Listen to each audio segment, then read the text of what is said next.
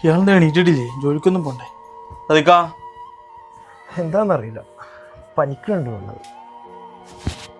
അല്ലാ, അത് പനി മാത്രല്ല കേട്ടോ, വേറെ എന്തോ പൊന്തിക്കണ്. അല്ലാ, ഇനിയിപ്പോൾ ഈ മാസം കൂടെ പോവോ? ഒറ്റ മിനിറ്റ്, ഞാൻ പോരാ. ശിബിർക്ക, നമ്മളാ സാധിക്കാക്ക് ചിക്കൻ ബോക്സ് തോന്നണോ? ഞാൻ എന്താ ചെയ്യാ?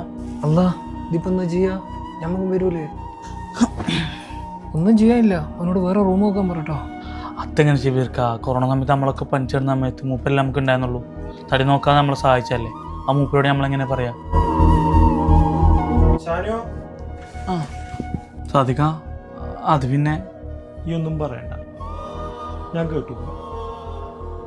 എനിക്കൊരു ഉപകാരം ചെയ്തു തരാൻ പറ്റും. നമ്മളെ സെക്യൂരിറ്റി രേഖയായിട്ടൊന്ന് വിളിച്ചു തരാൻ പറ്റും. എന്തു പറ്റി സാധിക്കേ? ആ, ഈനാ നോലി പ്രശ്നമെല്ലാം ഉണ്ടാക്കിയത്. ഞാൻ എൻ്റെ റൂമിലേക്ക് പോവാം, നമുക്ക് ആടെ കിടക്കാലോ. അത് വേണ്ടല്ലോ കേട്ടോ, നിങ്ങൾക്ക് ചിലപ്പോൾ ഇത് പറഞ്ഞാലും എനിക്ക് തൽക്കാലം ഒരു റൂം വരാക്കി തന്നാൽ മതി.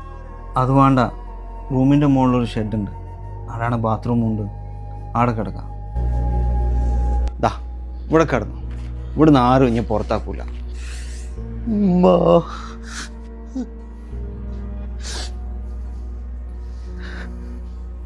സാധിക്കേ, ഇത് കുറച്ച് വേപ്പിലാണ്, ഈ പൊതുപ്പിൻ്റെ അടിയിൽ അങ്ങോട്ട് വേദന അങ്ങ് കുറയും.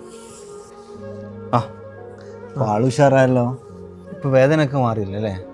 വേട്ടാ, മുറിയൊക്കെ ഉണങ്ങി. ഈ ശരീരത്തിൻ്റെ വേദന ഒന്ന് കുടിച്ചാൽ പോവും, പക്ഷേ മനസ്സിൻ്റെ വേദന അതെങ്ങനെ പോവാ? എന്നാലും ഒരു എന്നോടങ്ങനെ. അതങ്ങനെയാണ്, നമ്മുടെ ജീവിതത്തിലെ ഓരോ കാര്യങ്ങൾ ഓരോ പാഠങ്ങളാണ്. ദൈവം നമുക്ക് കാണിച്ചു തരുന്ന ഓരോ വഴികൾ എല്ലാവരും നമ്മൾ വിചാരിക്കുന്ന പോലെ ആയിക്കണമെന്നില്ല. ഇനിയിപ്പോൾ നന്നായിട്ടൊന്ന് കുടിക്കേ, എല്ലാം മറന്നടാ.